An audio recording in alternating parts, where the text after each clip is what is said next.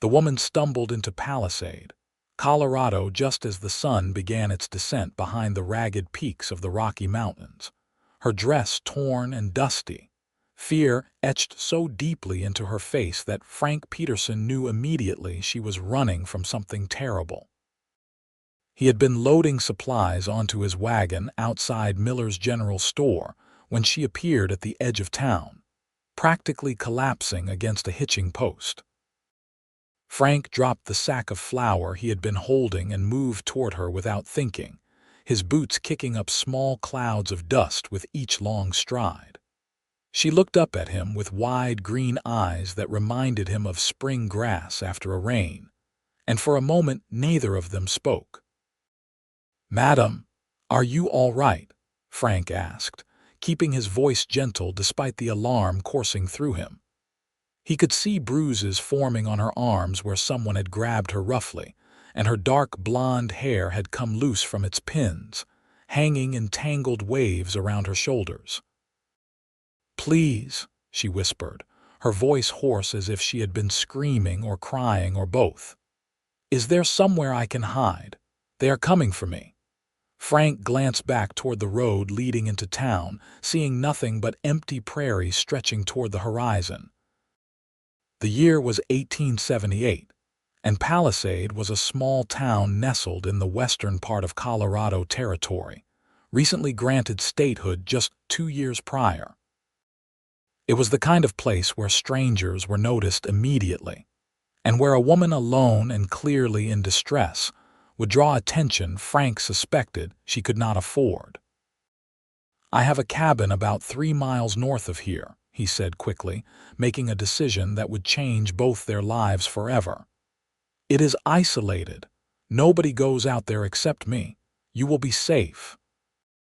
She looked at him with such profound relief that Frank felt something shift in his chest. Some protective instinct he had not felt in years awakening with startling intensity. He was 26 years old, had been working cattle and breaking horses since he was old enough to sit a saddle, and prided himself on being able to read situations quickly. This woman needed help, and every instinct he possessed told him she deserved it. "My name is Frank Peterson," he said, offering his hand to help steady her. "And I give you my word that nobody will hurt you while you are under my protection."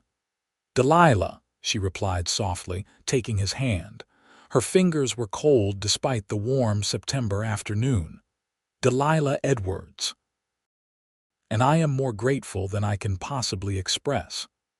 Frank helped her into his wagon, covering her with a canvas tarp in case anyone was watching, then finished loading his supplies with forced casualness.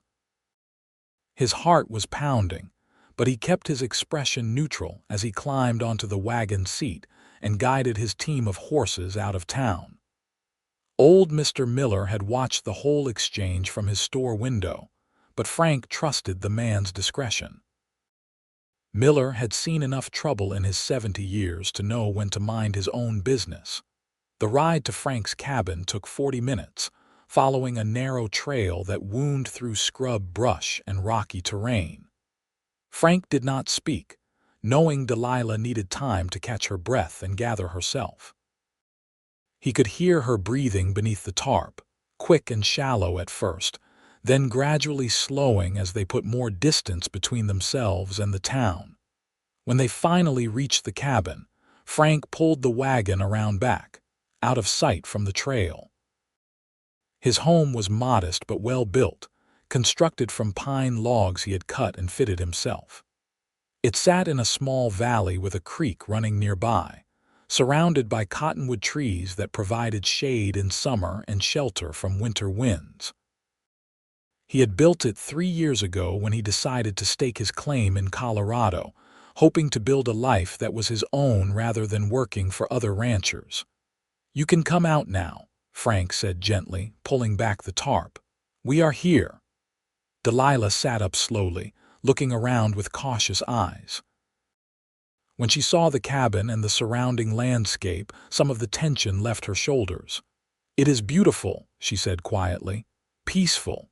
"It is home," Frank replied simply. He climbed down and offered his hand to help her from the wagon. "Come inside. You look like you have not eaten in a while." The cabin's interior was simple but clean. A stone fireplace dominated one wall, with Frank's bed in the far corner and a table with 2 chairs near the window. Shelves held his supplies, and cooking implements hung from hooks near the hearth. It was clearly a bachelor's dwelling, practical and unadorned, but Delilah looked at it like it was a palace. "Sit down," Frank said, guiding her to one of the chairs. "I will get the fire going and make some coffee. There is stew left from last night I can heat up." Delilah sank into the chair, and Frank noticed her hands were trembling. As he busied himself with the fire and food, he kept glancing at her, trying to understand what could have put such fear into a woman's eyes. She was young, probably 22 or 23, and despite her current state of dishevelment, clearly educated and well-bred. Her dress, though torn and dirty, was made of quality fabric, and she spoke with the refined accent of someone who had received proper schooling. The coffee was ready before the stew, and Frank poured her a cup, adding a generous spoonful of sugar without asking. She wrapped her hands around the tin cup, letting the warmth seep into her fingers, and took a small sip. "Thank you," she said, meeting his eyes.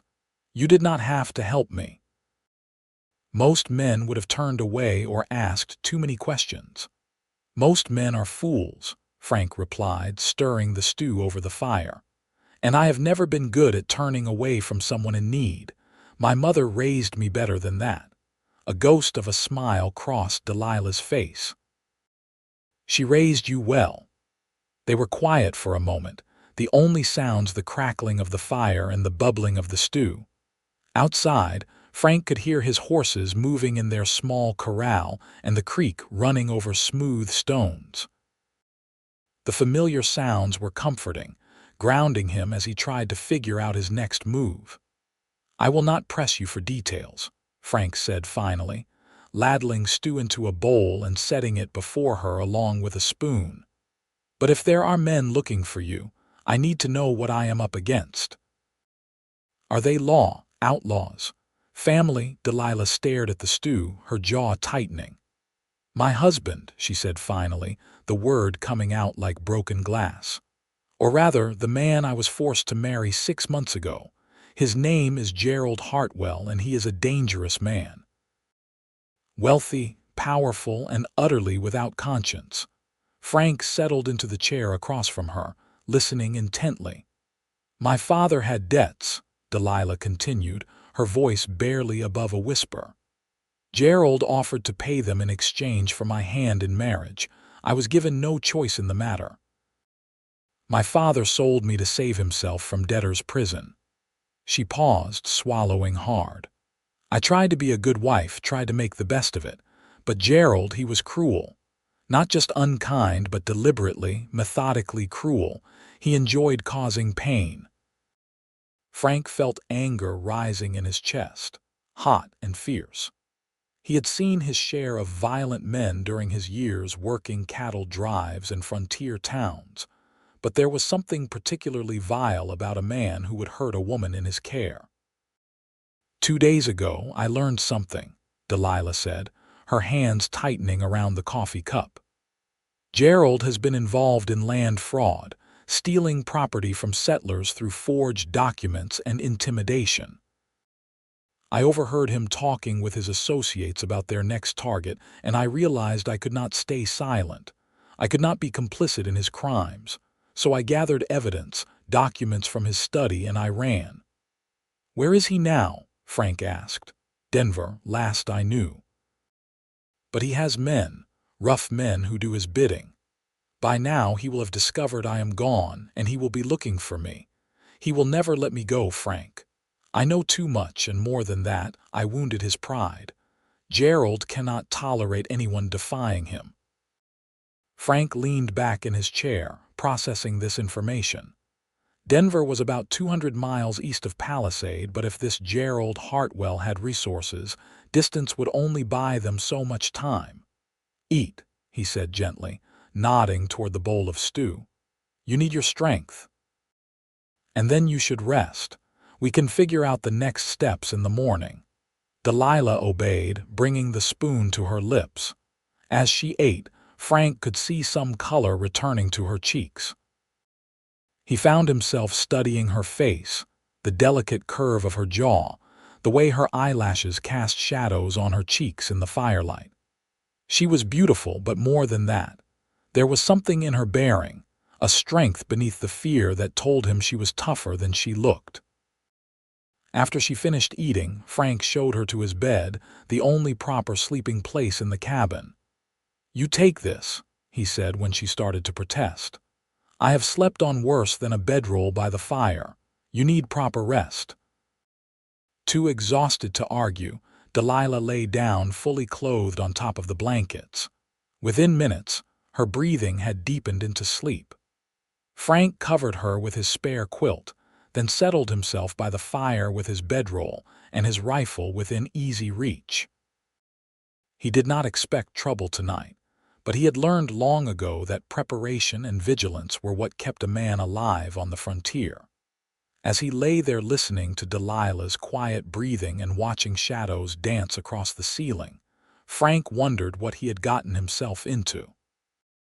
He was just a cowboy trying to build a modest ranch, not a hero from some dime novel. But looking at this woman sleeping in his bed, her face finally peaceful in rest, he knew he would do whatever it took to keep her safe. Something about her had reached past all his careful defenses and touched something deep inside, something he thought he had buried when his fiancée, Mary, had died from fever 4 years ago. The night passed without incident, and Frank woke at dawn as he always did, his body attuned to the rhythms of ranch life. He built up the fire quietly, not wanting to wake Delilah, and went outside to tend to his horses and check the perimeter. Everything was as it should be, no signs of riders or disturbance. The morning was cool and clear, with mist rising from the creek and birds beginning their morning songs. When he returned to the cabin, Delilah was awake, sitting at the table looking somewhat restored by sleep, though the shadows under her eyes remained. "Good morning," she said softly. "Morning," Frank replied, filling the coffee pot. "How did you sleep?" "Better than I have in months," she admitted. "I forgot what it felt like to sleep without fear." Frank set about making breakfast, frying bacon and eggs from his small supply.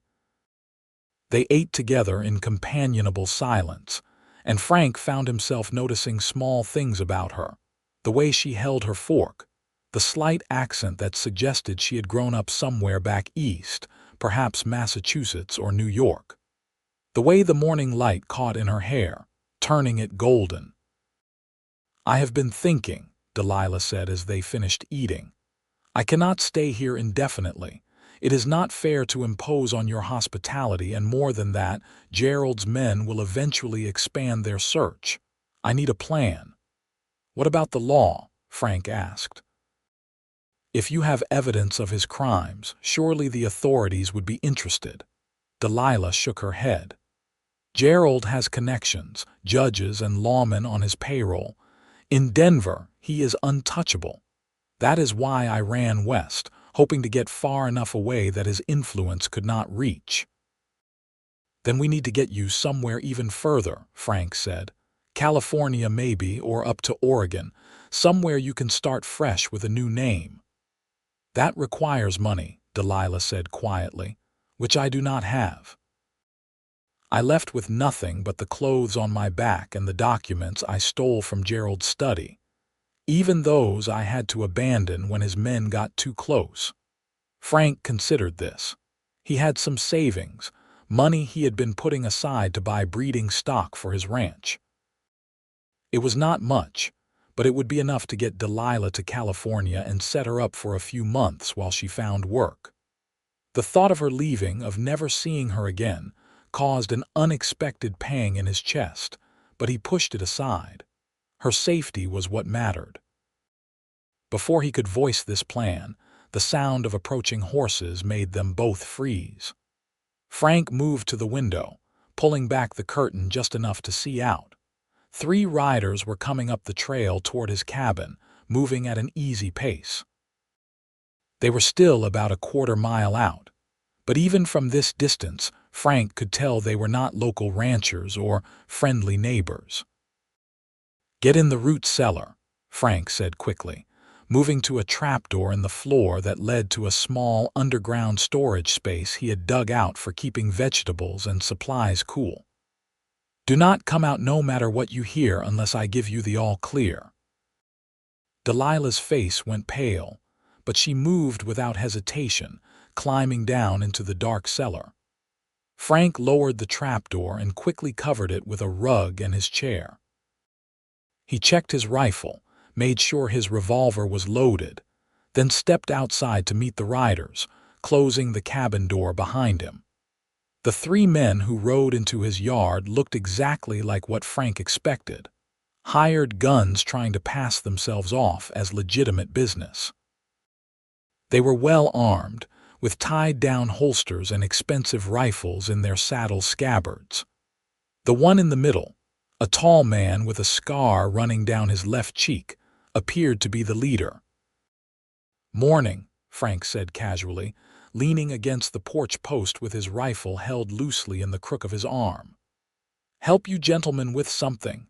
"Maybe," Scarface replied, his eyes scanning the cabin and surrounding area. "We are looking for a woman. Dark blonde hair, green eyes, about 5.5 feet tall. Name of Delilah Hartwell. Seen anyone matching that description?" "Cannot say I have," Frank replied evenly. "I am the only one who lives out here, do not get many visitors. Mind if we look around?" One of the other men asked, already starting to dismount. Frank's grip on his rifle tightened subtly. "Actually, I do mind. This is my property, and I do not take kindly to strangers poking around uninvited. Unless you have legal authority, I am going to have to ask you to move along."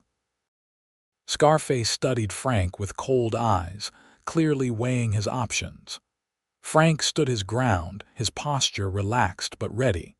He had been in situations like this before, and he knew that showing any weakness would be a mistake. "The woman belongs to Gerald Hartwell of Denver," Scarface said finally.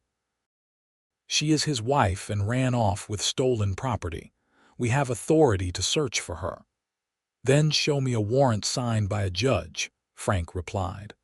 "Otherwise, you are just 3 men trespassing on my land, and I am well within my rights to defend my property."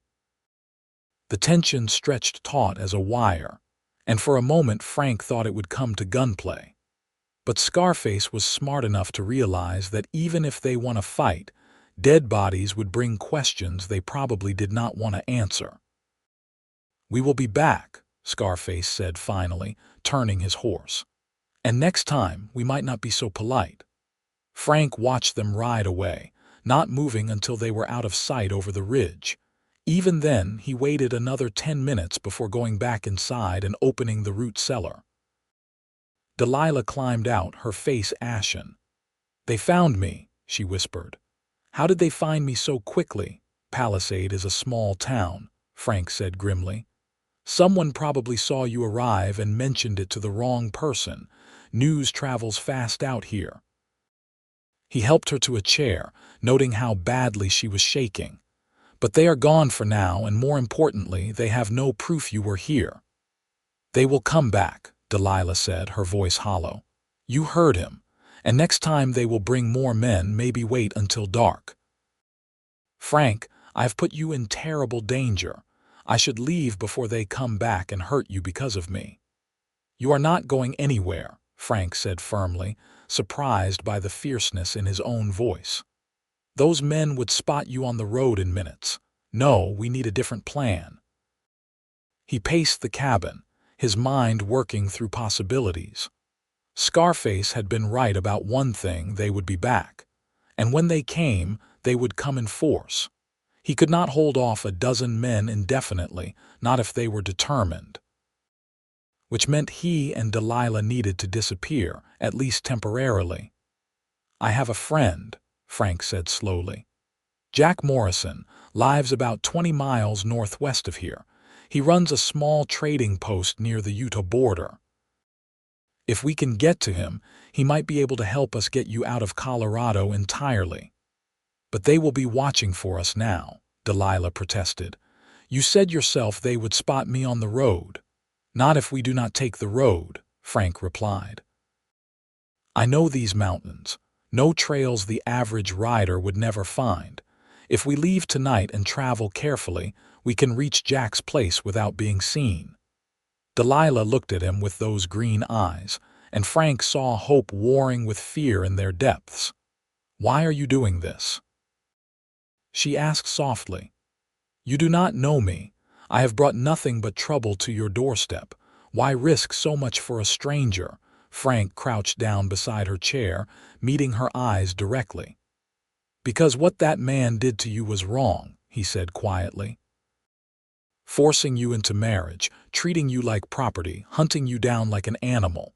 It is all wrong, and I cannot stand by and let it happen. Not if I can help." He paused, then added more quietly, "And maybe you are not as much of a stranger as you think." Something passed between them in that moment, a connection that went beyond words. Delilah reached out and took his hand, squeezing it gently. "Thank you," she whispered. "Thank you for seeing me as a person and not just another man's possession." Frank squeezed back, then stood abruptly, suddenly aware of how improper it was to be holding her hand. "We should prepare," he said, his voice slightly rougher than intended. "Pack only what we can carry on horseback. Food, water, warm clothes. We leave after dark." They spent the rest of the day making preparations. Frank gathered supplies, checked his weapons, and wrote a quick note to his nearest neighbor asking him to look after the cabin and stock until he returned. Delilah helped as much as she could, though Frank insisted she rest periodically. He found her some of his clothes to wear, practical pants, and a shirt that would be easier for riding than her torn dress. They were too big, but she rolled up the sleeves and cuffs and cinched the pants with a belt. As evening approached, Frank went to saddle his 2 horses, his steady gelding Thunder and a smaller mare named Daisy. Both were sure-footed and reliable, perfect for the difficult terrain they would be crossing. He made sure their hooves were clean and their tack was in good condition, knowing that in the mountains, a thrown shoe or broken rein could mean disaster. When full darkness fell, they mounted up and headed out, Frank leading the way northwest. He did not use a lantern, trusting his knowledge of the land and the light from the moon, which was nearly full. Behind him, Delilah rode Daisy without complaint, though Frank knew she must be exhausted. Every so often he would glance back to make sure she was still with him, and each time he found her sitting straight in the saddle, determined not to slow them down.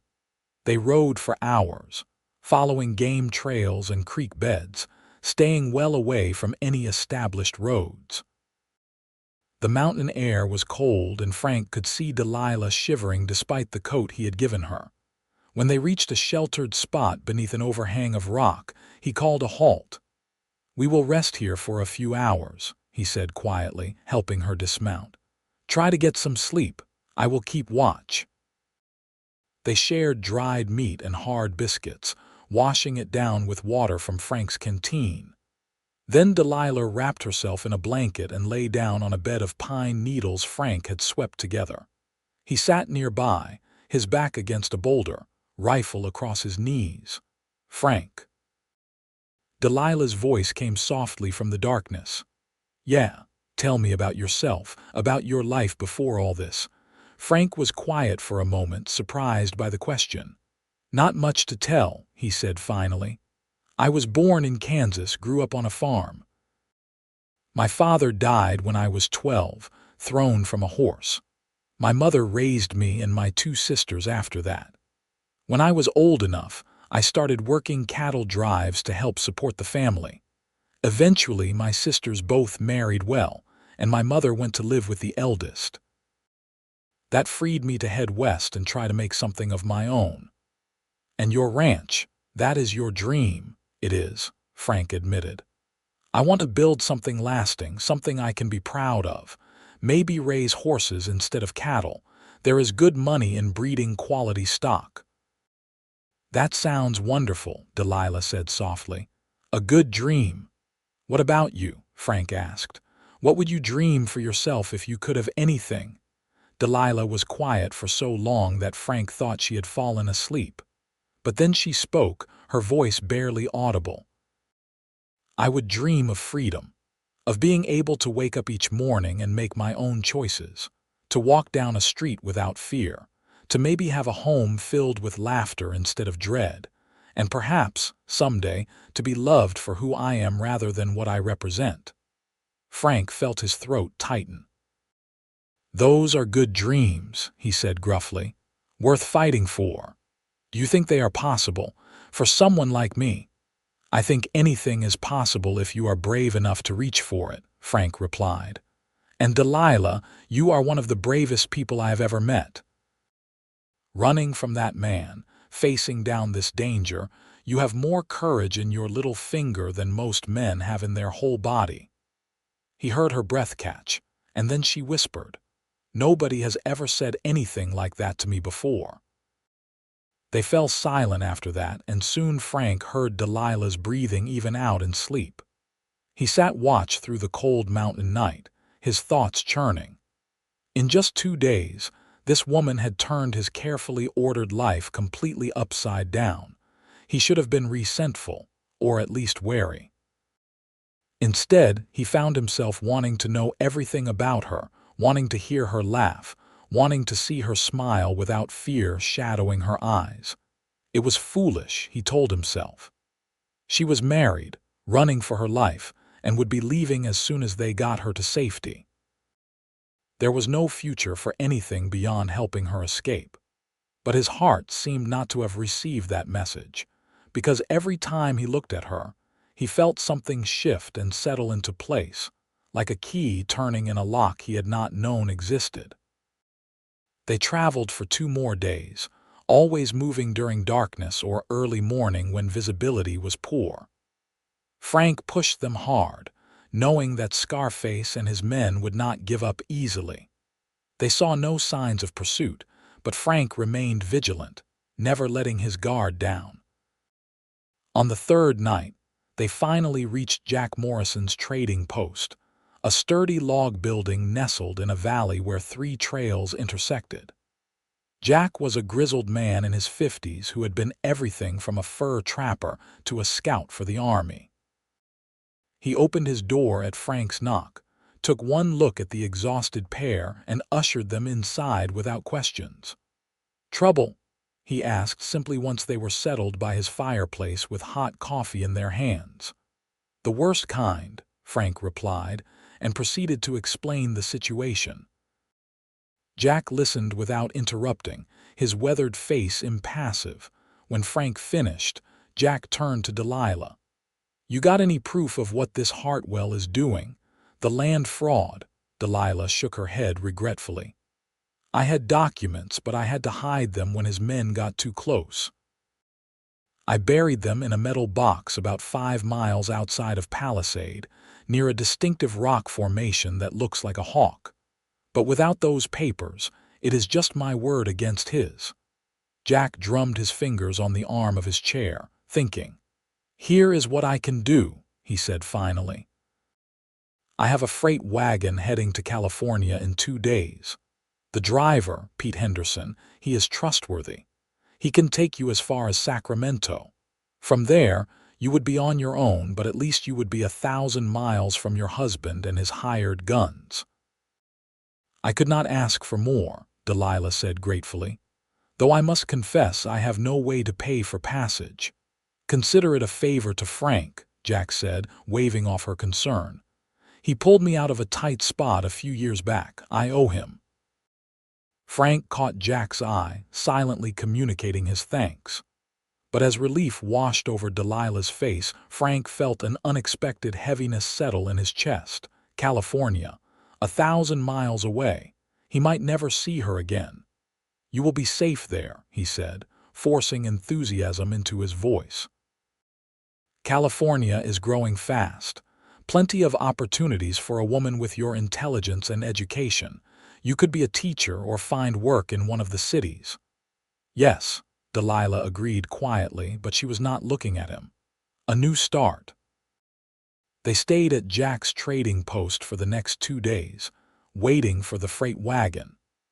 Jack's wife Sarah, a kind woman with Apache heritage, took Delilah under her wing, finding her proper traveling clothes and teaching her some practical skills for life on the trail. Frank spent his time helping Jack with chores around the trading post, but his thoughts kept drifting to Delilah, to the sound of her voice, and the way she tucked her hair behind her ear when she was concentrating. On the second evening, Jack found Frank alone in the barn tending to Thunder. "You are in love with her," Jack said bluntly. It was not a question. Frank did not bother denying it. "Does not matter. She is married and she needs to get far away from here." "My feelings are irrelevant, are they?" Jack challenged. "From what you have told me, that marriage was forced." "Not exactly sacred vows when one party is coerced and the other is a monster. And unless I miss my guess, she has feelings for you too. I have seen the way she looks at you when she thinks nobody is watching." Frank felt his heart skip. "You are imagining things." "Am I?" "Frank, I have known you for 5 years. I have never seen you look at a woman the way you look at her. And life is too short and too uncertain out here to let something like this slip away without at least trying." "She needs to go to California," Frank said stubbornly. "She needs to be safe." "Then go with her," Jack said simply. "Sell your place or leave it in someone's care. Start fresh out west. You said yourself you wanted to breed horses. Plenty of need for good horses in California." Frank opened his mouth to argue, then closed it again. Could it really be that simple? Pick up stakes and start over. The idea was both terrifying and exhilarating. That night, unable to sleep, Frank stepped outside under the stars. The air was cold and clear, and the Milky Way stretched overhead like a river of light. He was so absorbed in his thoughts that he did not hear Delilah approach until she spoke. "Cannot sleep either?" she asked softly. Frank turned to find her wrapped in a shawl, her hair loose around her shoulders. Even in the dim starlight, she was beautiful. "Too much on my mind," he admitted. Delilah moved to stand beside him, both of them looking up at the stars. "I keep thinking about tomorrow," she said quietly. "About leaving." "You will be safe in California," Frank said, repeating the words like a mantra. "That is what matters." "Is it?" Delilah turned to face him, her green eyes searching his face. "Frank, these past few days with you have been— I know this will sound strange given the circumstances, but they have been some of the happiest of my life. For the first time since my father forced me into that marriage, I have felt like a person again, like someone who matters beyond what I can provide for others." Frank felt his carefully constructed control beginning to crumble. "Delilah." "Let me finish," she said urgently, placing a hand on his arm. "I know this is complicated. I am legally married, though I despise everything about it. I am running for my life. I have no right to ask anything of you beyond what you have already so generously given. But Frank, I need you to know these feelings I have. They are not born of gratitude or circumstance. When I look at you, when I talk with you, I feel something I have never felt before, something real and true and terrifying." Frank could not help himself. He reached up and cupped her face in his rough, calloused hands, feeling her tremble at his touch. "I am in love with you," he said simply, the words coming from somewhere deep and honest. "I know it is crazy. We have known each other less than a week. But Delilah, I have never been more certain of anything in my life. Tears welled in her eyes, catching the starlight. "I love you too," she whispered. "And I do not want to go to California alone, but I will not ask you to give up your life, your dreams for me. What if my dreams have changed?" Frank asked softly. "What if what I want most is to wake up beside you every morning, to build a life with you wherever that might be? But your ranch, everything you have worked for, can be sold or left in trust. Delilah, I have spent years building a home. But a home is not just land and buildings. It is not a home without someone to share it with. I tried to build something after Mary died, tried to find purpose in work and plans for the future. But these past days with you have shown me what I was really missing. Not a place, but a person. You." Delilah rose on her toes and kissed him, a soft press of lips that sent electricity coursing through Frank's entire body. He pulled her closer, deepening the kiss, pouring everything he felt into it. When they finally broke apart, both were breathing hard. "Come with me to California," Delilah whispered against his chest. "Help me start over. We can build something new together." "Yes," Frank said simply. "Yes to all of it." They stood there in the starlight, holding each other, and Frank felt like he was exactly where he was meant to be. The next morning, Frank spoke with Jack about selling his property. Jack agreed to handle the transaction, promising to get a fair price and send the money to Frank once he was settled in California. It was not how Frank had imagined leaving his ranch, but as he watched Delilah talking with Sarah by the cook fire, he had no regrets. Pete Henderson arrived mid-morning with his freight wagon, a massive conveyance pulled by 6 sturdy mules. He was a jovial man in his 40s who had been hauling goods between Colorado and California for a decade. When Jack explained the situation, Pete agreed without hesitation to take both Frank and Delilah west. "Always room for a couple more," Pete said cheerfully. "And I would be glad for the company. Gets lonely on those long stretches." They loaded their meager possessions into the wagon, and Frank said goodbye to Thunder and Daisy, selling them to Jack with the promise that they would be well cared for. It hurt to leave the horses, but they could not take them on the freight wagon, and Pete assured him there would be plenty of horses available in California. Sarah packed them food for the journey, and Jack pulled Frank aside for a final word. "You are doing the right thing," the older man said firmly. "Sometimes the bravest thing is to walk away from what you have built to build something better." "Thank you," Frank said, gripping his friend's hand, "for everything. Stay safe out there, and right when you get settled, let me know how things turn out." Frank climbed up onto the freight wagon beside Delilah, and Pete clicked to the mules. As they rolled out of the trading post and onto the western trail, Frank felt Delilah slip her hand into his. He squeezed gently, and she leaned her head against his shoulder. "No regrets?" she asked softly. "Not a single one," Frank replied honestly.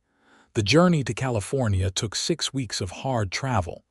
They followed the old Spanish trail through some of the most unforgiving territory Frank had ever seen, through high mountain passes and arid desert valleys. Pete proved to be excellent company, full of stories about his years on the trail and practical knowledge about survival in harsh conditions.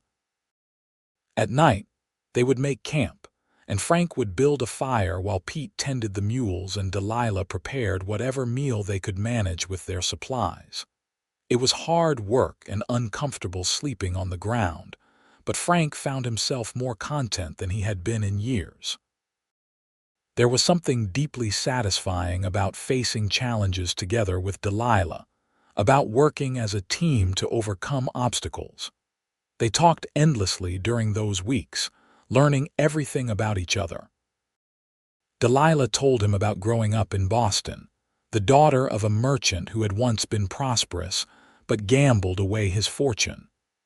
She spoke of her love for books and learning, how she had dreamed of becoming a teacher before her father's debts had trapped her. Frank shared stories of his childhood in Kansas, of working cattle drives through Indian Territory, of the first time he had seen the Rocky Mountains and knew he wanted to make his home in the West. The more they talked, the deeper Frank fell. He loved her quick mind, the way she could find humor even in difficult situations, her kindness toward Pete and even toward the stubborn mules. He loved watching her brush out her hair in the evening firelight and the way she smiled at him first thing every morning. About 3 weeks into their journey, as they were crossing through Nevada Territory, Pete suddenly pulled the wagon to a halt. "Riders coming," he said tersely, pointing ahead where a cloud of dust indicated approaching horses. Frank immediately felt his hand move to his rifle, old instincts kicking in. Delilah went pale and he saw fear flash across her face. "How many?" Frank asked. "Cannot tell yet," Pete replied, shading his eyes.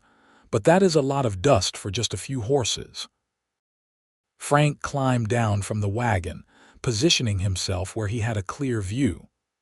As the riders drew closer, he counted 6 men, all armed and moving with purpose. His gut tightened. This could be trouble. The riders approached and spread out in a loose semicircle around the wagon. Frank recognized the type immediately, drifters and hired guns looking for easy prey. The leader, a heavy-set man with a thick black beard, leered at Delilah. "Well now," Blackbeard said, his voice oily. "What do we have here? A freight wagon all alone in the middle of nowhere. Must be carrying something valuable."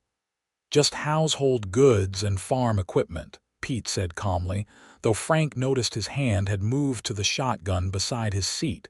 "Nothing that would interest you fellows." "Why do not we be the judge of that?" another rider said, starting to dismount. "Stay on your horse," Frank said coldly, his rifle now very obviously pointed at the man. "You have no business here. Move along." Blackbeard's eyes narrowed as he assessed Frank, clearly recalculating the situation. Frank stood loose and ready, his finger near the trigger, and his stance communicated years of experience with violence. These men might outnumber them, but Frank's eyes promised that some of them would not walk away if they pushed this. "That your woman?" Blackbeard asked, jerking his chin toward Delilah. "My wife," Frank lied smoothly, knowing the truth would make her a target. "And we are going to have problems if you do not ride on right now." For a tense moment, nobody moved. Then Blackbeard laughed, though there was no humor in it. "Not worth the trouble," he said, gathering his reins. "Come on, boys. Nothing here for us." They rode off, and Frank did not lower his rifle until they were out of sight. Even then, he stayed alert, watching their back trail as Pete urged the mules forward at a faster pace. "That was close," Pete muttered. "Thanks for backing me up, Frank. Those fellows might have tried something if you had not been here." "We need to be more careful," Frank said grimly. "Stay off the main trails where possible, post watches at night." Delilah had been silent during the confrontation, but now she reached out and touched Frank's arm. "You called me your wife," she said softly. Frank met her eyes, seeing the question there. It seemed safer. "But Delilah, I meant it. Maybe not legally, not yet. But in every way that matters to me. That is how I think of you." "Gerald is still my legal husband," Delilah said quietly. "Even if he is a monster, even if the marriage was forced in the eyes of the law." "Then we will figure out how to change that," Frank said firmly. "There must be a way to get an annulment or divorce, some legal path to freedom. And when we do, if you will have me, I would be honored to make you my wife for real." Tears filled Delilah's eyes, but they were happy tears this time. "I would like that very much," she whispered. They pressed on, and Frank found himself thinking about the future in ways he never had before. Not just about land and livestock, but about building a home with Delilah, about children and growing old together. It was a future he wanted with every fiber of his being. 2 weeks later, They finally crossed into California. The landscape changed dramatically, from desert to rolling hills covered in golden grass. Pete navigated them through mining country, where towns had sprung up overnight in pursuit of gold and silver. They passed through small settlements where hopeful prospectors and desperate dreamers rubbed shoulders in muddy streets.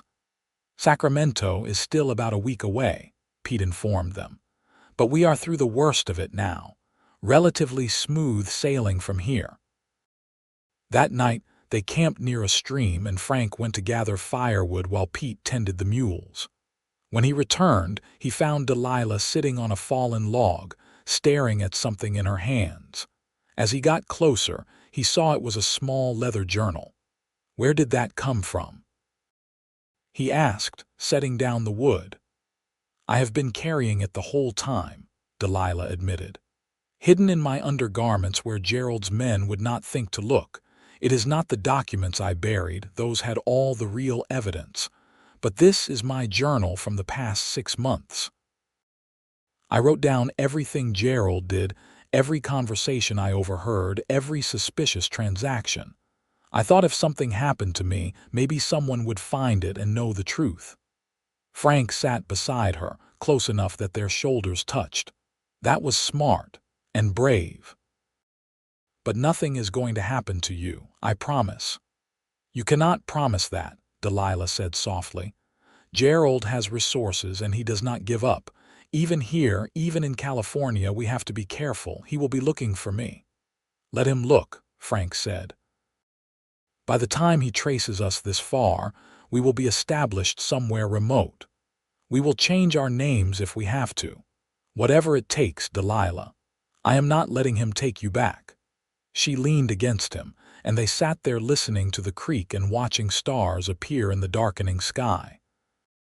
Tell me what you imagine, she said softly. Our future. What do you see? Frank was quiet for a moment, letting himself dream. I see a ranch, he said finally. Nothing huge, but enough land to run horses and maybe some cattle. A house with a real wood floor and glass windows. A vegetable garden. Maybe some chickens. I see mornings drinking coffee on the porch while we watch the sun come up. I see teaching our children to ride. I see growing old with you, Delilah, surrounded by the life we built together. Children, Delilah repeated softly. I always wanted children. Gerald refused. He said I was not worthy to bear his heirs until I proved myself more obedient. Frank felt anger flash through him at those words, but he kept his voice gentle. You would be a wonderful mother, kind and strong and full of love. Do you really think we can have that? Delilah asked. After everything, do you think we can just be happy? I think we can try, Frank replied. And that is enough for now. They reached Sacramento on a warm October afternoon. The city was booming, full of people who had come west seeking fortune and opportunity. Pete helped them find a modest boarding house run by a widow named Mrs. Chen, a Chinese woman who had come to California during the gold rush with her husband. When he died in a mining accident, she had used his small savings to open a boarding house. You stay as long as you need, Mrs. Chen said in slightly accented English, showing them to a clean room with a real bed and washstand. $2 a week includes breakfast and supper. It was more than Frank had expected, and he gratefully accepted. That first night sleeping in a real bed, with Delilah beside him, was pure luxury after weeks on the trail.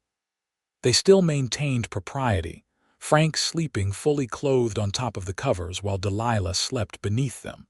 But the comfort of not being on hard ground was incredible. Over the next few days, Frank began looking for work and investigating land prices in the areas surrounding Sacramento. What he found was discouraging.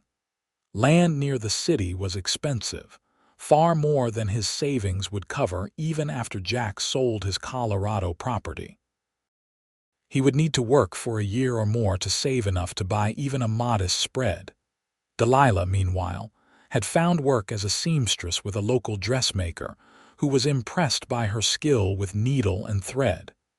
It was not much, but every bit helped. They fell into a routine, Frank working odd jobs at various stables and ranches, while Delilah sewed. And in the evenings, they would walk along the Sacramento River and talk about their dreams. One evening about 3 weeks after their arrival, Frank returned to the boarding house to find Delilah in animated conversation with Mrs. Chen. Both women looked up when he entered, and he saw excitement in Delilah's eyes. "Frank, Mrs. Chen has an idea," Delilah said quickly. "Tell him, Mrs." Chen smiled. "I have a nephew in a town called Ferndale up in Humboldt County near the coast. He writes to me that land there is cheap, and they need skilled people. It is dairy country mostly, but he says there is room for horse breeding too. My nephew owns a store there. I write to him, tell him about you and your lady. He says if you come, he can help you get started." Frank felt a spark of hope. "How far is Ferndale?" "Maybe 250 miles north, close to the ocean. Beautiful country," he says. "Lots of rain, everything green. Not many people yet, still frontier. Good place for new beginning." Frank looked at Delilah, seeing his own hope reflected in her face. "It is worth investigating," she said softly, "and it would put even more distance between us and Gerald." "When could we leave?" Frank asked Mrs. Chen. "My nephew sends supply wagon once a month. Next one leaves in 5 days. He would give you ride if you help with loading and unloading." It seemed too good to be true, but Frank had learned to trust his instincts, and his instincts said this was the opportunity they had been waiting for. "Tell your nephew we accept and thank him for his kindness." Mrs. Chen beamed. "I write tonight. You will like Ferndale. My nephew says people there judge you by your work, not your past. Good place for people starting over." 5 days later, they climbed aboard a supply wagon driven by a taciturn man named Lars who spoke with a thick Scandinavian accent.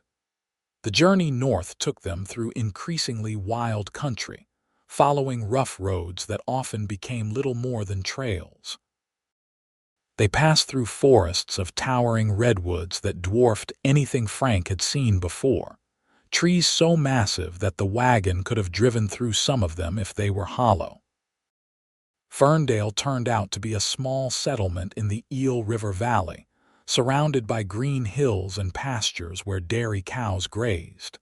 The town itself was barely 10 years old, a collection of wooden buildings clustered around a main street.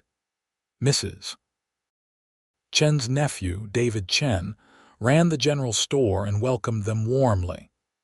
"My aunt speaks highly of you," David said, shaking Frank's hand. "We can always use hard-working people here. I have some connections, can help you find work while you get established." True to his word, David helped Frank secure a position at a local ranch owned by a man named Patrick O'Brien. Patrick was an Irish immigrant who had come to California in the 1850s and built a successful dairy operation. He was impressed by Frank's experience with horses and offered him not just a job but the use of a small cabin on his property. "It is not much," Patrick said, showing them the cabin. "Just one room and a loft, but it is sound and dry, and you are welcome to use it as long as you work for me." The cabin was indeed small, but it sat on a pretty spot overlooking a meadow with a creek nearby and a small barn for keeping animals. To Frank and Delilah, it looked like paradise. They moved in the next day, and for the first time since fleeing Colorado, Delilah seemed to truly relax. "This feels safe," she said, standing in the doorway and looking out at the peaceful valley. "Like maybe we really did get far enough away." Frank came up behind her, wrapping his arms around her waist and resting his chin on top of her head. "We are going to build a good life here," he promised. "I can feel it." And they did. Frank worked for Patrick, learning the dairy business while also beginning to breed horses on the side with Patrick's blessing. Delilah took in sewing and also began teaching reading and writing to the children of local farmers who had no school. The community welcomed them without asking too many questions, as Mrs. Chen had promised. But there was one problem they could not ignore. Delilah was still legally married to Gerald Hartwell, and without dissolving that marriage, she and Frank could not truly build the future they wanted. Frank wrote to a lawyer in Sacramento, explaining the situation and asking about options for divorce or annulment. The lawyer's response was not encouraging. California law did allow for divorce, but the process was complicated and expensive. Desertion was grounds, but Delilah would have to prove she had been abandoned, which was clearly not the case. Cruelty was also grounds, but without witnesses or physical evidence, it would be her word against Gerald's, and given his wealth and connections, he could easily fight such a claim. "There has to be another way," Frank said in frustration, reading the lawyer's letter for the third time. "We cannot just be stuck forever because of some forced marriage to a criminal." "Maybe we just live as if we are married," Delilah suggested quietly. "Many people out here are not legally married. Common law marriages are recognized in some places." "You deserve better than that," Frank said firmly. "You deserve to have your freedom, to not have to look over your shoulder wondering if that monster will somehow find a way to drag you back." They were still wrestling with this problem when, 6 months after arriving in Ferndale, everything changed. David Chen arrived at their cabin one evening with urgent news. "A man came to my store today," David said without preamble, asking questions about newcomers to the area, specifically a woman matching Delilah's description. "I told him I had not seen anyone like that, but Frank, he will be asking around town. It is only a matter of time before someone mentions you." Frank felt ice settle in his stomach. "Did you get his name?" He did not give one, but he had money flashing bills around and offering payment for information. "Gerald found us," Delilah whispered, her face draining of color. "After all this time, after all these miles, he found us." Frank pulled her close, his mind racing. They could run again, but where would they go? How far would they have to travel before Gerald gave up? And more importantly, Frank was tired of running. He was tired of letting this man control their lives even from a distance. "We need to take the fight to him," Frank said slowly, an idea forming. "Delilah, you said you buried documents outside Palisade, documents that prove Gerald's crimes." "Yes, but that is over 1,000 miles away. And even if we could get them, who would we give them to? Gerald has judges and lawmen on his payroll." "Not in California," Frank said. "California is outside his sphere of influence. David, you know the law here. If we had proof of criminal activity, could we get the authorities to act?" David considered this. "Possibly. We have a new district attorney in the county, man named William Fletcher. He is known for being honest and unbribable. If you had real evidence, he might be willing to act on it." Frank turned to Patrick O'Brien, who had become a friend over the past months. "Patrick, I need to ask a huge favor. I need to go back to Colorado to retrieve something important. Would you hold my job and let Delilah stay in the cabin while I am gone?" "Of course," Patrick said without hesitation. "Though I would not want to face Angela if I let harm come to your lady. My wife would have my head." "I am going with you," Delilah said firmly. "Those documents are my insurance, my proof, and I can navigate us to where I buried them faster than you could find them alone." "It is too dangerous," Frank protested. "Gerald's man is here looking for you. If you are seen, then we do not get seen," Delilah interrupted. "Frank, we are in this together. I am not staying behind while you risk your life for evidence of crimes committed against me." Frank wanted to argue, but he saw the determination in her eyes and knew it would be futile. She was right anyway. This was her fight as much as his. "All right," he he agreed. But we do this smart. We travel fast and quiet, get the documents, and get back here before Gerald or his man realizes what we are doing. They left Ferndale 2 days later, traveling by stage to Sacramento, and then joining a freight wagon heading east. Frank sold everything they could spare to finance the trip, and Patrick and his wife Angela loaned them money to make up the difference. The journey back to Colorado took 5 weeks of hard travel, retracing the route they had taken westward months before. When they reached Palisade in late May of 1879, Frank was relieved to see that the town had not changed much. They arrived at night and stayed well outside of town, camping in the hills while Delilah tried to remember exactly where she had buried the metal box. "It was near a rock formation that looks like a hawk," she said, studying the landscape in the dawn light. "About 5 miles southeast of town, near a dry wash." They searched for 2 days before Delilah finally found the spot.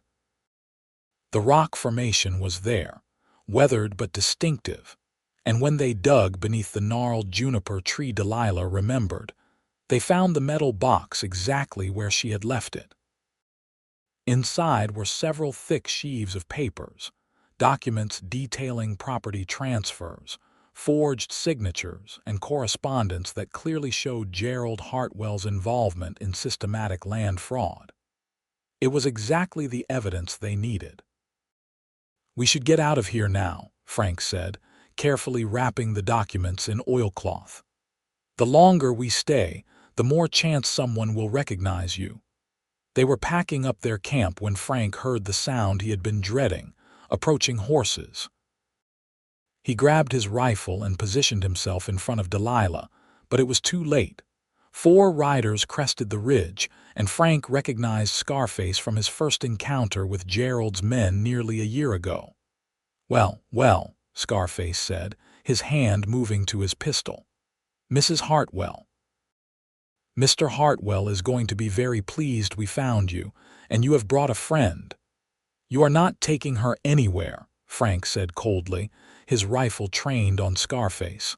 "She is not going back to that monster." "That monster is her legal husband," Scarface replied. "Which means she is his property, and stealing another man's property is a crime." "I am not property," Delilah said, her voice shaking but firm. "I am a person, and I will not go back to him." "You do not have a choice," one of the other men said, starting to dismount. Frank fired a warning shot that kicked up dirt near the man's horse, causing the animal to shy. "The next one goes through flesh," Frank said. "Mount back up and ride away." "You cannot fight all 4 of us," Scarface pointed out reasonably. "Even if you are fast, and you might be, you cannot get us all before one of us gets you. And then where does that leave your lady?" Frank knew he was right. The situation was impossible. If he started shooting, people would die, probably including him, and Delilah would be left defenseless. But if he surrendered, Delilah would be dragged back to Gerald. There had to be a third option, but he could not see it. Then he heard a voice from behind them, calm and authoritative. "United States Marshal, all of you lower your weapons now." Frank risked a glance and saw a man in his 40s with a badge pinned to his vest standing on the ridge behind them, a Winchester rifle in his hands. Beside him were 2 deputies, also armed. "This is a private matter, Marshal," Scarface said, though he had not lowered his pistol. "No concern of yours. Any time I see armed men threatening a woman, it is my concern," the marshal replied. "Now I said lower your weapons. I will not ask again." Scarface clearly weighed his options, then slowly holstered his pistol, signaling his men to do the same. Frank lowered his rifle as well, though he kept it ready. The marshal rode forward, his deputies flanking him. "I am Marshal Henry Weston," he said. "Someone want to tell me what is going on here?" Before Scarface could speak, Frank said quickly, "This woman is fleeing from an abusive husband who forced her into marriage. These men were hired to drag her back against her will. We have evidence that her husband, Gerald Hartwell of Denver, has been committing land fraud, and we were retrieving that evidence to bring to the authorities. Marshal Weston looked between Frank and Scarface, then at Delilah. Is this true, madam? Every word, Delilah said, meeting his eyes directly. I can prove it. We just retrieved documents from where I hid them. Marshal, she is a married woman and ran away from her lawful husband, Scarface protested. We have every right to return her. Not if there is evidence of criminal activity, Marshal Weston replied. That changes things considerably. I am going to need to see these documents. Frank hesitated, then decided to trust his instincts. He retrieved the oilcloth-wrapped package and handed it to the marshal, who unwrapped it carefully and began reading through the papers. His expression grew increasingly grim. This is serious, he said finally. If these are genuine, they document multiple felonies. I need to take these back to Denver and present them to the territorial judge. You cannot trust judges in Denver, Delilah said urgently. Gerald has connections throughout the legal system there. We were planning to take the evidence to California, to a district attorney who is outside his influence. Marshal Weston considered this. That is actually not a bad idea, but running to California is not going to solve the legal problem of your marriage, madam. Eventually, this has to be dealt with directly. Then let us deal with it, Frank said. Take the evidence, investigate Gerald Hartwell thoroughly. Delilah will testify if needed. But we need guarantees that she will be protected, that she will not be forced back to him while the investigation is ongoing. The marshal studied Frank for a long moment. You are taking a big risk for this woman. What is she to you? Everything, Frank said simply. And I am not going to let anyone take her away. Something in Frank's voice must have convinced the marshal because he nodded slowly. All right, here is what we are going to do. These men, he gestured to Scarface and his companions, are going to ride out of here right now. If I see any of you in this territory again without legitimate business, I will arrest you for attempted kidnapping. Clear? Scarface looked murderous, but he could not argue with a U.S. Marshal and 2 armed deputies. Hartwell will hear about this, he said darkly. I am counting on it, Marshal Weston replied. In fact, you tell Mr. Hartwell to expect a visit from me very soon. Scarface and his men rode off, and Frank felt the tension drain out of him, leaving him almost lightheaded with relief. Marshal Weston turned back to them. You two look like you have been through hell, he observed. Why do not you come into Palisade? I have some more questions, and you both look like you could use a hot meal and a bed. They followed the marshal into town, and over the next several hours, Delilah told her full story to Marshal Weston and a local lawyer he called in to consult. The lawyer, a young man named Thomas Reed, became increasingly animated as he heard the details. I believe we have grounds for annulment, Reed said when Delilah finished. The marriage was obtained through coercion and duress. Your father forced you into it against your will to settle his debts. That is not a voluntary union. Combined with the evidence of abuse and your husband's criminal activity, I think any reasonable judge would grant an annulment. But you said yourself that judges in Denver cannot be trusted, Frank pointed out. We do not go through Denver, Reed replied. We file in Colorado Springs. I have a colleague there, Judge Anderson, who is as honest as they come. Marshal Weston, if you accompany us and present your findings alongside the documents, I think we could have this matter resolved within a month. Marshal Weston nodded. I was planning to investigate this anyway. Might as well do it properly. He turned to Delilah. Madam, I cannot force you to do this, but if you really want to be free of this man legally, this is your best chance. Delilah looked at Frank, and he saw both fear and hope in her eyes. "What do you think?" "I think we finish this now," Frank said firmly. "We have run far enough. It is time to stand and fight." The legal proceedings that followed were complicated and often frustrating. Marshal Weston conducted a thorough investigation of Gerald Hartwell, interviewing witnesses and gathering additional evidence. The documents Delilah had retrieved proved to be devastating, clearly showing systematic fraud going back years. When Marshal Weston arrested Gerald Hartwell in Denver, the man tried to use his connections to have the charges dismissed. But the evidence was too strong, and Marshal Weston was well respected and known for his integrity. The case moved forward. Delilah's petition for annulment was filed in Colorado Springs, and Judge Anderson agreed to hear the case. The judge was a stern, gray-haired man in his 60s who listened intently as Delilah testified about the circumstances of her marriage and the abuse she had endured.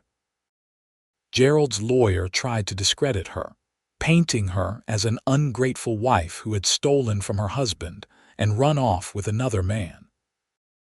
But Thomas Reed was skilled at his work, methodically presenting evidence of Gerald's crimes and pointing out that a marriage obtained through coercion was not valid in the eyes of the law. The hearing took 3 days, and throughout it all, Frank sat in the courtroom, silently supporting Delilah. She was magnificent, Frank thought, standing up to aggressive questioning and telling her truth with calm dignity. This was not the frightened woman who had stumbled into Palisade a year ago. This was someone who had found her strength and refused to be intimidated. On the 3rd day, Judge Anderson delivered his ruling. "Having reviewed all the evidence and testimony," he said, his voice carrying through the quiet courtroom, "I find that the marriage between Delilah Edwards and Gerald Hartwell was obtained through coercion and duress. Miss Edwards was forced into this union against her will to satisfy debts that were not her own. Furthermore, the evidence of physical and emotional abuse is compelling. Therefore, I hereby grant an annulment of the marriage."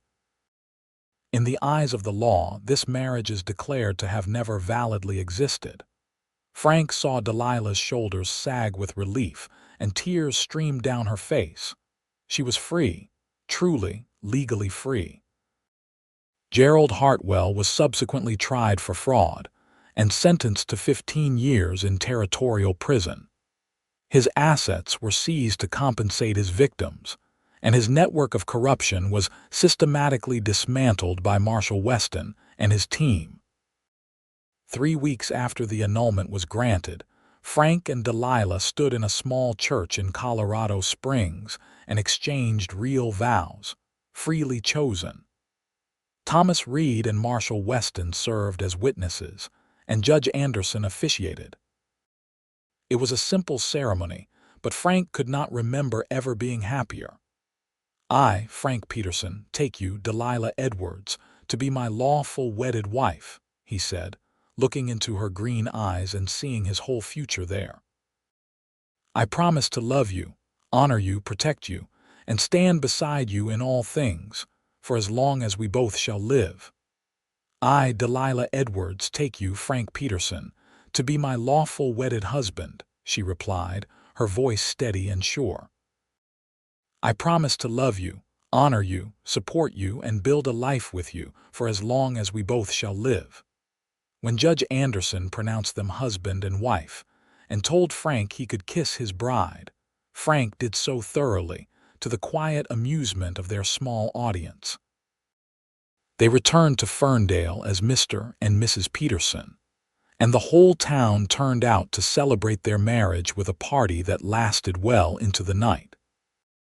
Patrick O'Brien gave Frank a plot of land adjacent to his property as a wedding gift, saying, "You will need your own place now that you are a married man. Consider it payment for all the hard work you have done." Frank and Delilah built their house together, a 2-story structure with a real wood floor and glass windows, just as Frank had dreamed. They started breeding horses, and Frank's reputation for quality stock spread throughout Humboldt County. Delilah opened a small school for local children, teaching reading, writing, and arithmetic. Their first child, a boy they named Matthew after Frank's father, was born in the spring of 1881. He was followed 2 years later by a daughter named Rose, and then another son, James, in 1885. The house that had seemed plenty large when they built it quickly filled with the noise and chaos of children. Frank discovered that he loved being a father, teaching his children to ride and care for animals, telling them stories by the fire at night. Delilah bloomed in motherhood, somehow managing to run her school, raise 3 active children, and still find time to walk with Frank along the creek in the evenings. On their 10th anniversary, they stood on the porch of their home, watching the sun set over the green hills of Ferndale. Matthew was playing in the yard with his younger siblings, their laughter carrying on the evening breeze. "You ever think about how different things might have been?" Delilah asked, leaning against Frank's shoulder. "If you had not offered me your cabin that day, if you had turned me away." "Sometimes," Frank admitted. "But then I look at everything we have built, and I cannot imagine any other life. You are my whole world, Delilah, you and our children. Everything I have is because you came into my life. You saved me," Delilah said softly. "Not just from Gerald, but from a life where I believed I had no value beyond what I could provide for others. You taught me that I deserve to be loved, to be happy, to have dreams of my own." "We saved each other," Frank corrected gently. "You gave my life meaning beyond work and plans. You showed me what it means to truly love someone, to build something beautiful together." They stood there in comfortable silence, watching their children play and feeling the deep contentment of a life well lived.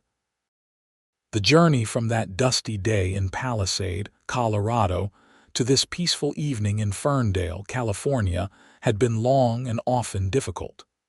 But every hardship had been worth it for this moment, for this life.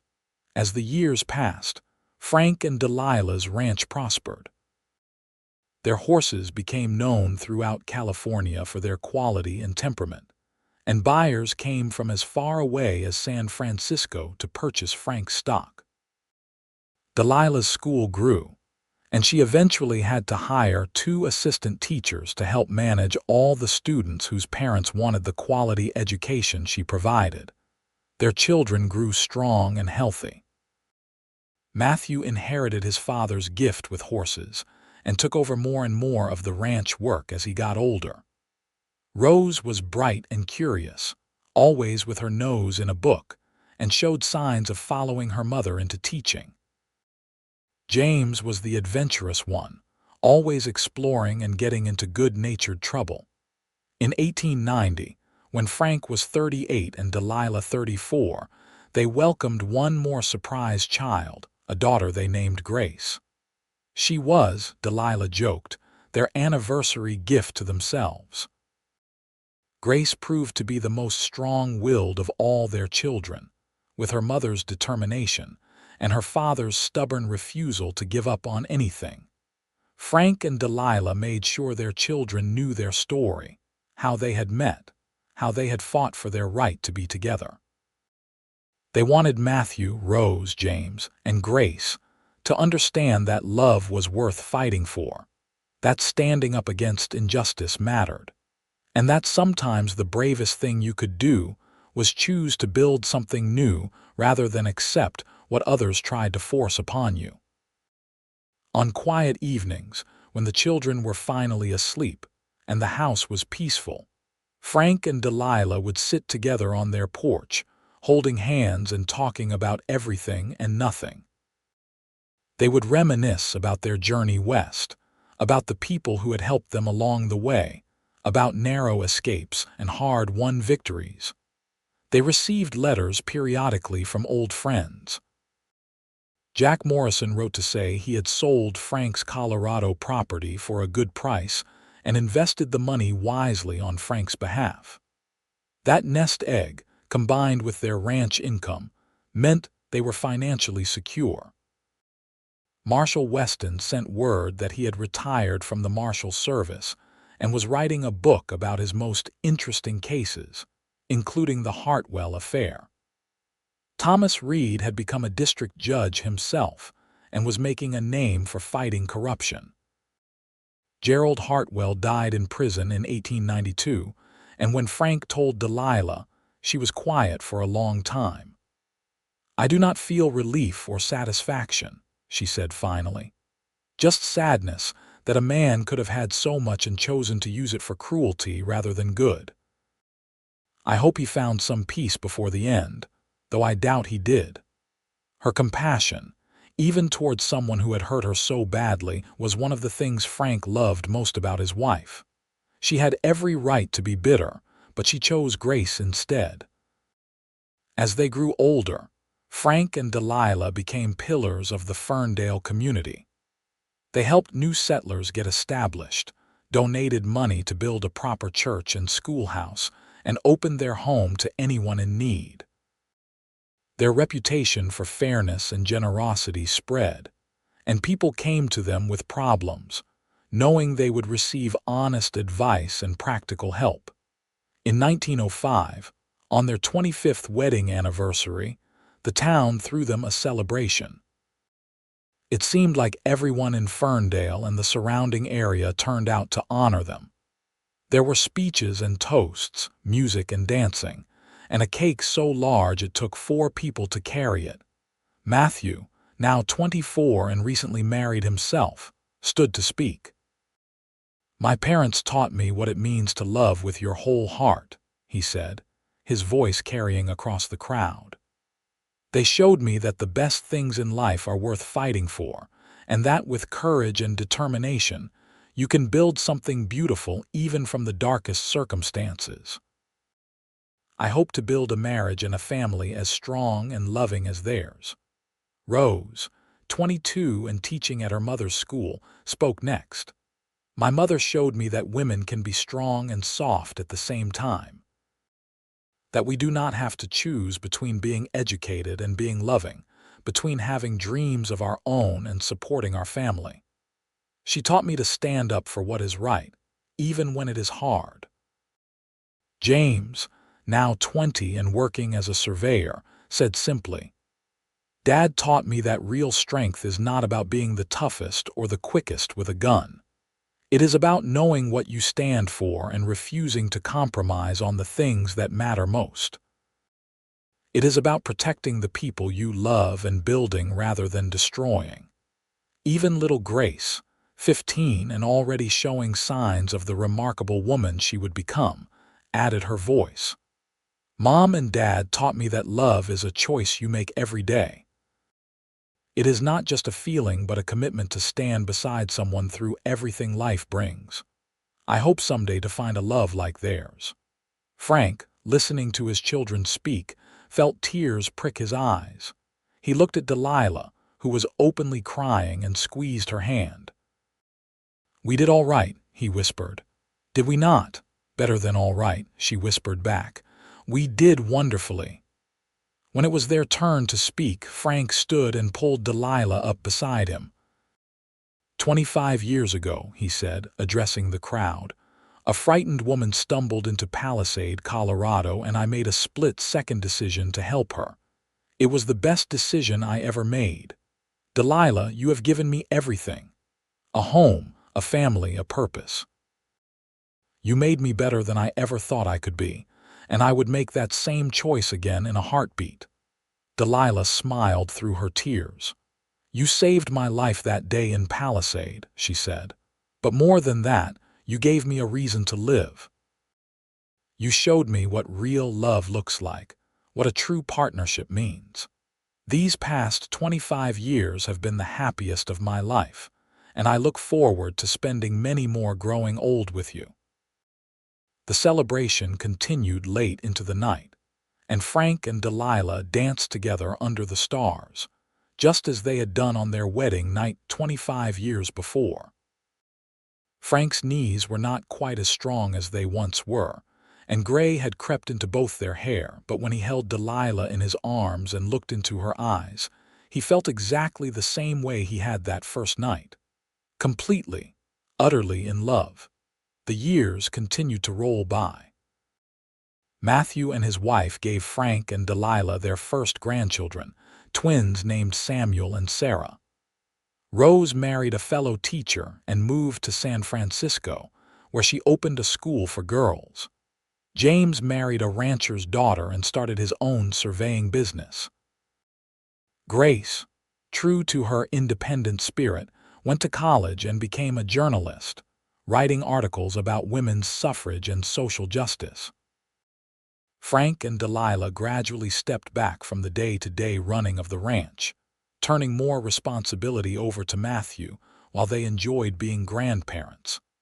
They traveled some, visiting their children and seeing parts of California they had never explored before.